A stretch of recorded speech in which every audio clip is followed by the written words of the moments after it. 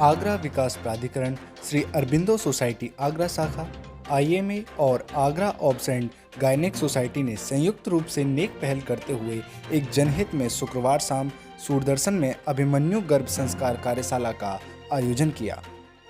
अभिमन्यु गर्भ संस्कार के संस्थापक व संचालक मनोज बुग और प्रिंस सरोज कुमार ने संयुक्त रूप से कार्यशाला को संबोधित करते हुए बताया कि गर्भ संस्कार गर्भ में शिशु को मां द्वारा जीवन जीने की कला का प्रशिक्षण है, जो मां के अंतर्मन से शिशु के अंतर्मन में स्थापित होता है।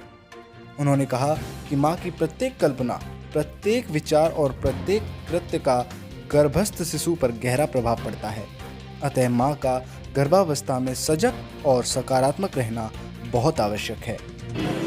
अभिमन्यु गर्भ संस्कार उस कलम का नाम है जिस कलम से माँ अपने बच्चे की तकदीर स्वयं लिखती है, और माँ की लिखी हुई तकदीर दुनिया की कोई भी ताकत बदल नहीं सकती। अपनी मनचाही संतान को तो हम जन्म दे ही सकते हैं, लेकिन एक समाज के लिए, एक धर्म के लिए, एक देश के लिए, एक विश्व के लिए अनुरूप संतान जो पूरे विश्व का भाग्य बदल सकती है, इस तरह की संतान को हम पूर्व नियोजित संस्कारों के माध्यम से जन्म दे सकते हैं। जैसे अभिमन्यु गर्भ संस्कार के अंदर 9 प्रकार के संस्कार किए जाते हैं: मातृ पितृ संस्कार, षटचक्र संस्कार, समृद्धि संस्कार, मंगलम संस्कार, कला सृजन संस्कार, अन्न संस्कार, धर्म संस्कार, पंचतत्व संस्कार, विद्या संस्कार। इन 9 संस्कारों के माध्यम से एक स्वस्थ, सुदृढ़, सौभाग्यशाली, धनवान, विद्वान, निर्दोष, दीर्घायु, निर्भय, आनंदमय एवं दिव्य संतान को जन्म दिया जाता है।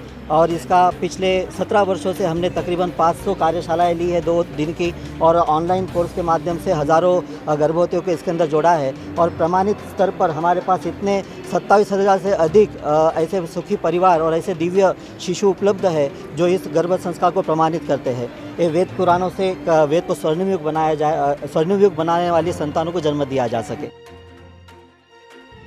श्री अरबिंदो सोसाइटी आगरा शाखा की चेयरपर्सन डॉक्टर सुनीता गर्ग ने कहा कि स्वस्थ, सुंदर, मेधावी, तेजस्वी, सौभाग्यशाली, धनवान, विद्वान, निर्दोष, दीर्घायु, निर्भय, आनंदमय एवं दिव्य संतान प्राप्ति के लिए गर्भ संस्कार आवश्यक है।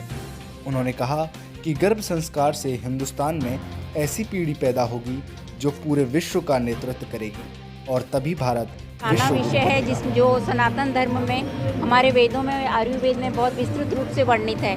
किंतु काल के एक प्रवाह में वो धीरे धीरे कुछ देर के लिए सुषुप्त हो गया।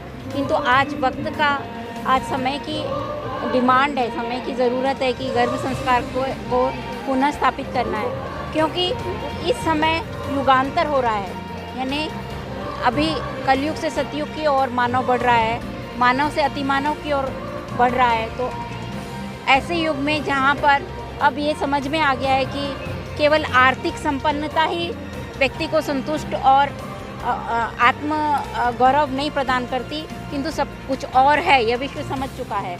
और ये जो कुछ और है वो है अध्यात्म, और वह उसकी गहरी निधि, गहरी खाने हमारे हिंदुस्तान में है।